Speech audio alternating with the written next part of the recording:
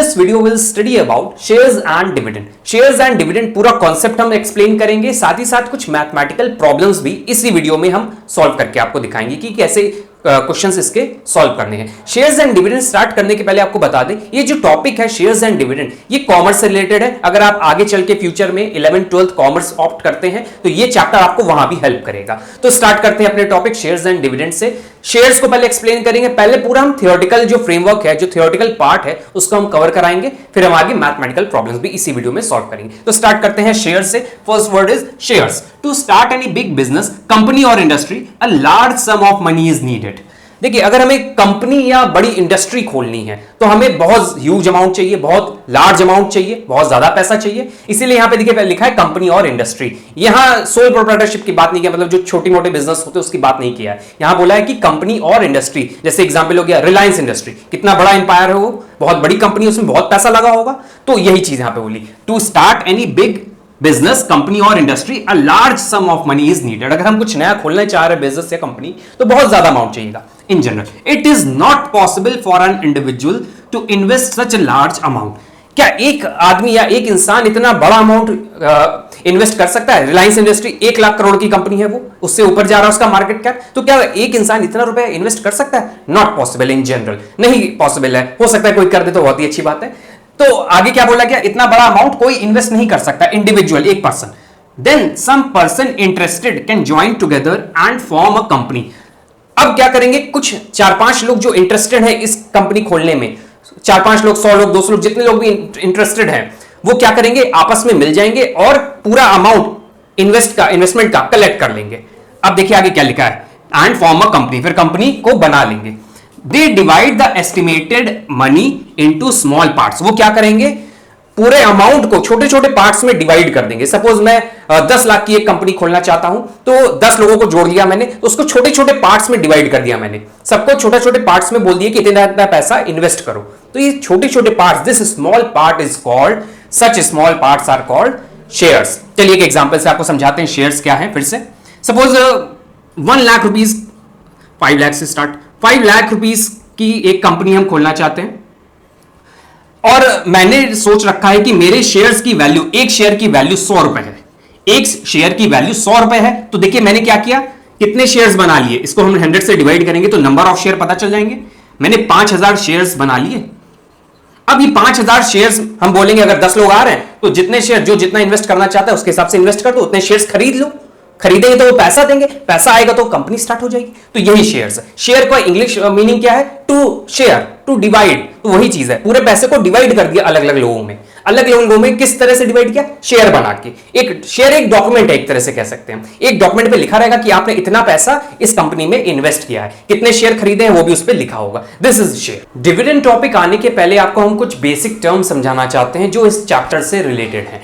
अच्छा, उसके पहले हम आपको बता दें, ये जो शेयर वर्ड है ये शेयर मार्केट से रिलेटेड है। शेयर मार्केट में इन शेयर्स को खरीदा और बेचा जाता है। कैसे खरीदा बेचा जाता है वो आपके लेवल का नहीं है, वो आगे 11th 12th में आपको समझाया जाएगा, कॉमर्स अगर आप लेते हैं तो ये शेयर मार्केट क्या है? ये शेयर मार्केट एक ऐसी प्लेस है, अब ये ऐसी जगह नहीं कि आप जाके वहां खरीदें, अब ऑनलाइन हो गया है। पहले एक जगह होती थी जहां पे लोग जाके शेयर्स खरीदते थे और बेचते थे। क्यों खरीदते थे, बेचते थे? क्योंकि वो लोग कैपिटल गेन बनाना चाहते हैं। क्या कैपिटल गेन मतलब प्रॉफिट। जनरल जो लोग कहेंगे, लेमैन जो कहेगा वो प्रॉफिट वर्ड कहेगा। एक तरह से हम अभी भी आपको बता रहे हैं क्योंकि आपको कैपिटल गेन की मीनिंग नहीं पता है, वो आपके लेवल का भी नहीं है, तो हम आपको वर्ड यूज कर रहे हैं प्रॉफिट, क्योंकि वो प्रॉफिट बनाना चाहते थे। तो आप भी प्रॉफिट बना सकते हैं अगर आप शेयर मार्केट में डील करते हैं। तो अब स्टार्ट करते हैं बेसिक टर्म। हमने शेयर मार्केट इसलिए बता दिया क्योंकि शेयर्स कहां डील होते हैं, कहां ट्रेड किए जाते हैं? शेयर मार्केट में। तो चलिए स्टार्ट करते हैं। शेयर मार्केट वर्ड हमने इसलिए बताया क्योंकि यहां पर यूज होगा अभी। तो देखिए पहला वर्ड है आपका नॉमिनल वैल्यू और printed value. Nominal value, printed value. मैंने कंपनी स्टार्ट की, मैंने शेयर्स की वैल्यू 10 रुपए रखी। जब मैंने फर्स्ट टाइम कंपनी स्टार्ट की और शेयर की वैल्यू 10 रुपए रखी, this value is nominal value और प्रिंटेड वैल्यू। कंपनी बनते समय जो वैल्यू लिख दी जाए उनके डॉक्यूमेंट्स में कि ये शेयर की, इनके कंपनी के शेयर की वैल्यू 10 रुपए है, that value is printed value और नॉमिनल वैल्यू। नेक्स्ट आते हैं मार्केट वैल्यू। अच्छा, अब बहुत अच्छा वर्ड है मार्केट वैल्यू। एमवी से भी इसको जानते, याद रखिएगा, शॉर्ट फॉर्म है इसका MV, market value. Nominal value NV. तो मार्केट वैल्यू क्या है? अभी हमने आपको बताया शेयर्स को कहां खरीदा बेचा जाता है, शेयर मार्केट में। शेयर मार्केट में क्या 10 रुपए का शेयर है, शेयर मार्केट में अगर वो 15 रुपए का मिल रहा है तो मार्केट वैल्यू उसकी क्या है 15 रुपए। This is your market value, इसी को मार्केट वैल्यू कहते हैं। जो मार्केट में जितने रेट का चल रहा है 15 हो सकता है 8 रुपए का चल रहा हो मार्केट में। So this is your market value, this is your nominal value जो बुक में लिखी हुई है, उनके अकाउंट्स में जो लिखी हुई है। Next at par, book value 10 rupees है, अगर मार्केट में भी वो 10 रुपीज का चल रहा है, this is known as at par, मतलब 10 इक्वल टू 10, मार्केट में भी 10 का है और आपके पास जो बुक में लिखा हुआ है उसकी वैल्यू वो भी 10 रुपीज है। This condition, this case is called at par. At premium और अबव पार, अबव पार मतलब 10 के ऊपर, तो क्या हो गया प्रीमियम की वर्ड यूज किया जा सकता है। एट पार, अगर मार्केट में ये 10 रुपीज वाला शेयर 12 रुपए में चल रहा है मार्केट में, शेयर मार्केट में, तो ये 2 रुपीज क्या है प्रीमियम है, इसको हम कहेंगे अबव पार और at premium. Next is at discount और बिलो पार, आपको समझ में आ गया होगा क्या है। अगर 10 रुपए का मार्केट में 8 रुपए में चल रहा है, that is your below par और एट डिस्काउंट। अब आते हैं हम डिविडेंड पे। ये डिविडेंड क्या है, देखिए लोग शेयर मार्केट में क्यों पैसा लगाते हैं, उसके 2 रीजन है। एक तो 10 रुपए का खरीद के 15 रुपए में बेच दो, 5 रुपए कमा लिया हमने, एक तो ये रीजन है। एक दूसरा रीजन है डिविडेंड। डिविडेंड डिफरेंट है, 10 का 5 में बेच के 5 रुपए कमाना is different and dividend is different. ये क्या है, डिविडेंड क्या है, सपोज आपने 100 रुपए इन्वेस्ट किए किसी कंपनी में, अगर आपने कंपनी में वो 100 रुपए इन्वेस्ट किए हैं तो कंपनी का अगर प्रॉफिट होगा तो प्रॉफिट का हिस्सा भी तो इसको मिलना चाहिए, जिसने 100 रुपए लगाए हैं तो वो प्रॉफिट का जो हिस्सा इसको मिलेगा, दिस इज कॉल्ड डिविडेंड। इसी को हम डिविडेंड कहते हैं। वो 2 शेयर होल्डर जो है वो 2 चीज कर सकता है। शेयर होल्डर कौन होते हैं, जो शेयर खरीदता है उसको हम शेयर होल्डर कहते हैं।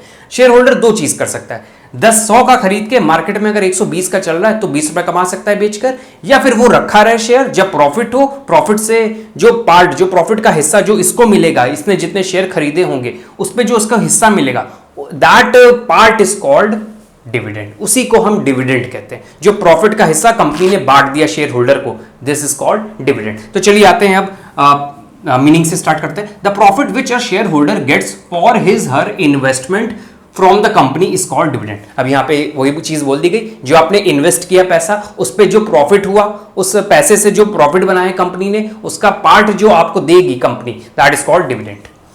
और अब देखिए कुछ टर्म्स हैं जो प्रैक्टिकल क्वेश्चन, मैथमेटिकल जो अब क्वेश्चन हम करेंगे उसमें जो अप्लाई होंगे, तो ये दोनों ध्यान से देखिएगा। ऑल जो डिविडेंड है, always expressed as a percentage on the face value of share. Dividend जो भी हमने आपको समझाया, ये हमेशा परसेंटेज में निकाला जाता है। और किस पर निकाला जाता है, हमेशा फेस वैल्यू पे। फेस वैल्यू क्या होती है, जो बुक में लिखी हुई है। अभी जो हमने 10 रुपए का एग्जाम्पल लिया था फर्स्ट बेसिक टर्म में, that is your face value. हमेशा फेस वैल्यू पे ही निकाला जाएगा डिविडेंड का परसेंटेज, और वो हमेशा परसेंटेज में रहेगा, ये रट लीजिए अच्छे से। Second, always given on the face value of shares irrespective of its market value. Share की वैल्यू है बुक, जो बुक वैल्यू है जो 100 रुपीज है, जिसको हम कहते हैं फेस वैल्यू 100 रुपीज है, वो मार्केट में 120 रुपए चल रहा है, तो आपको जो परसेंटेज दिया जाएगा डिविडेंड का वो 100 रुपीज पे दिया जाएगा। मार्केट में जितना चल रहा है उसमें कोई मतलब नहीं, जो बुक में वैल्यू दी है उसी के परसेंटेज पे आपको डिविडेंड दिया जाएगा। कैसे, एक एग्जाम्पल से देखते हैं हम। सपोज 100 रुपीज का शेयर हमने खरीदा, उसकी बुक वैल्यू थी 10 रुपए, बुक वैल्यू, फेस वैल्यू जिसको हम कहते हैं, फेस वैल्यू 10 रुपीज थी। कंपनी ने बोला 5% हम डिविडेंड देंगे, तो जो लोग हैं वो 100 पे 5% नहीं निकालेंगे डिविडेंड के लिए, वो 10 रुपीज पे 5% निकालेंगे। तो वही चीज यहां लिखी है, always given on the face value of share irrespective, उससे कोई मतलब नहीं मार्केट में क्या रेट चल रहा है, तो हमेशा फेस वैल्यू पे दिया जाएगा और परसेंटेज फॉर्म में निकाला जाएगा। तो ये 2 चीज अच्छे से आप याद रखिएगा, तभी मैथमेटिकल प्रॉब्लम सॉल्व हो जाएगी। फॉर्मूला स्टार्ट करने के पहले आपको हम कुछ छोटी सी नॉलेज दे देते हैं। अगर आपको शेयर खरीदने हैं तो आप कहां से खरीदेंगे, कोई शॉप नहीं है जहां से आप खरीदेंगे, ये एक ऑनलाइन प्लेटफॉर्म है, NSE and BSE, national stock exchange and Bombay stock exchange. ये 2 ऐसे ऑनलाइन प्लेटफॉर्म है जहां से आप शेयर्स परचेज एंड सेल कर सकते हैं। तो चलिए फॉर्मूले पे आते हैं। पहला इन्वेस्टमेंट का फॉर्मूला है, जिसमें मनी इन्वेस्टेड निकालना होगा, number of shares multiply by market value पर शेयर। कैसे खरीदेंगे शेयर, मार्केट में जो रेट चल रहा है और आपने जितने शेयर खरीदे दोनों को मल्टीप्लाई कर दीजिए, इन्वेस्टमेंट पता चल जाएगी आपकी। नेक्स्ट, इनकम एंड रिटर्न, कितना रिटर्न मिला मुझे, इन्वेस्ट जो मैंने किया उस पर कितना रिटर्न आया।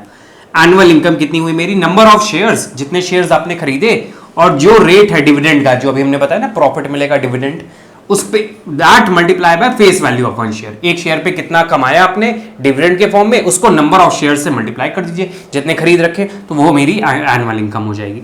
रेट ऑफ रिटर्न, कितना परसेंटेज मुझे रेट ऑफ रिटर्न मिला, जो मैंने कमाया यहाँ एनुअल इनकम, वो कितना परसेंटेज था मेरी इन्वेस्टमेंट का, तो वही annual income upon investment into 100% में फॉर्म आंसर आ जाएगा। ये रटने की जरूरत नहीं है, बहुत बेसिक जनरल फॉर्मूले हैं ये। नेक्स्ट, नंबर ऑफ शेयर्स, कितने शेयर्स मैंने मेरे पास है, investment upon market value of one share, इसी से बन जाएगा। नंबर ऑफ शेयर्स निकाल लें, मनी इन्वेस्टेड, ये मल्टीप्लाई में इधर आके डिवाइड में, वही फॉर्मूला बन गया। और एक और फॉर्मूला है नंबर ऑफ शेयर का, दो फॉर्मूले, annual income upon income on one share. Annual income जो आपने कमाया, तो टोटल ये नंबर ऑफ शेयर्स पे होगा, ओवरऑल इनकम, उसको number of income on one share से डिवाइड करिए, एक शेयर पे कितना कमाया आपने, टोटल जो इनकम आपने कमाई सारे शेयर पे, उसको एक शेयर पे आपने कितना कमाया उससे डिवाइड कर दीजिए, तो आपको नंबर ऑफ शेयर्स पता चलेंगे। क्वेश्चन दिया हुआ है, a man invest 8,800 in buying shares of a company. एक इंसान ने 8,800 रुपए लगाए हैं एक कंपनी के शेयर्स में, परचेज किए हैं, शेयर्स खरीदे हैं जिसमें 8,800 रुपए लगाए उसने। आगे दिया जिसकी फेस वैल्यू है ऑफ ₹100, तो हमें दो चीज पता चल गई, मनी इन्वेस्टेड कितना है 8,800 और उसकी फेस वैल्यू है ₹100, सिंपल। आगे दिया है each at a premium of 10%, जितने भी शेयर खरीदे उसका मार्केट रेट 10 रुपए प्रीमियम पे चल रहा है, प्रीमियम मतलब ज्यादा रेट पे चल रहा है। फेस वैल्यू 100 है, प्रीमियम 10%, 100 का 10% ₹10 हुआ, तो मार्केट में कितने का बिकेगा वो, 100 प्लस 10, तो मार्केट रेट हो गया उसका 110, ये मार्केट रेट है उसका। आगे देखिए क्या दिया हुआ है, if he earns a dividend income of 1200, अब वो डिविडेंड की तरह कितना कमा रहा है उस शेयर्स पे, 1200 रुपए, डिविडेंड इनकम हो रही है 1200 रुपए। अब हमसे देखिए दो क्वेश्चन किया है इसमें, द नंबर ऑफ शेयर्स, कितने शेयर्स उसने खरीदे, और डिविडेंड परसेंटेज पूछा है। तो पहले हम नंबर ऑफ शेयर्स निकाल लें। नंबर ऑफ शेयर्स कैसे निकालेंगे, सिंपल, हम फॉर्मूला नहीं रिवाइज करवाएंगे, जो आपने अगर लर्न भी कर लिया है तो उनको इसको नहीं रिकॉल करा रहे हैं, हम सिंपली आपको फॉर्मूला बनाना सिखा रहे हैं। आपने 8,800 रुपए लगाए, एक शेयर 110 रुपए का है, तो नंबर ऑफ शेयर कैसे निकालेंगे, 8,800 divided by 110, number of share आ जाएंगे। तो यही चीज हमें करनी है, यहां पर नंबर ऑफ शेयर्स हम निकाल लेते हैं। नंबर ऑफ शेयर्स कैसे निकलेगा, नंबर ऑफ शेयर्स, तो नंबर ऑफ शेयर्स का एक तरह से फॉर्मूला अपने आप बन गया। मनी इन्वेस्टेड, तो मनी इन्वेस्टेड कितना है 8,800, और एक शेयर कितने का खरीदा है आपने 110, क्योंकि मार्केट रेट पे खरीदा है हमने 110, तो इसको हम डिवाइड कर देते हैं 80, तो टोटल कितने शेयर्स इसने परचेज किए हैं 80 शेयर। सेकेंड पार्ट में पूछा है कि डिविडेंड परसेंट पर शेयर, एक शेयर पे मैंने कितना परसेंटेज डिविडेंड अर्न किया, कितना डिविडेंड अर्न किया वो तो क्वेश्चन में दिया है 1200 रुपए सारे टोटल इन्वेस्टमेंट का है। तो एक स्टार्ट करने के पहले एक नोट याद दिला दे, जब भी डिविडेंड निकालते हैं वो फेस वैल्यू पे निकालते हैं, तो फेस वैल्यू 100 है, हमने नोट में आपको याद दिलाया था, 2 स्टार करके यहां समझाए थे आपको, तो फेस वैल्यू पे निकालते हैं। तो हम पहले अपनी इन्वेस्टमेंट ढूंढ ले कितनी है मेरी, तो देखिए टोटल शेयर 80 है, तो टोटल इन्वेस्टमेंट कितनी हुई फेस वैल्यू के अकॉर्डिंग, तो 80 इंटू 100 हुआ ना फेस वैल्यू के अकॉर्डिंग। अभी तो आपने 110 के अकॉर्डिंग निकाला है, फेस वैल्यू के अकॉर्डिंग निकाला, तो टोटल इन्वेस्टमेंट मेरी 8000 आ गई। इतना रुपए मैंने इन्वेस्ट किया और इस पे मैंने कितना अर्न किया 1200 रुपए, इतना इन्वेस्ट किया और 1200 रुपए कमाए, तो इसका परसेंटेज निकाल लीजिए, बहुत सिंपल है, परसेंट का फॉर्मूला लगा लीजिए, let the dividend percent be x%, तो मैंने x% ले लिया, x% ऑफ किसका, ये x% है 8000 इन्वेस्टमेंट का, इन्वेस्टमेंट 8000 है जिसपे मुझे x%, जो नहीं पता है परसेंटेज, उसका निकालिए, कितना इनकम हुई जिससे 1200, तो इसको सॉल्व कर लेते हैं, x हमारा आंसर आ जाएगा 1200, ये 2 0 कट जाएंगे, डिवाइडेड बाय 80, 15% आंसर आ गया हमारा, एक शेयर पे 15% हमने कमाया।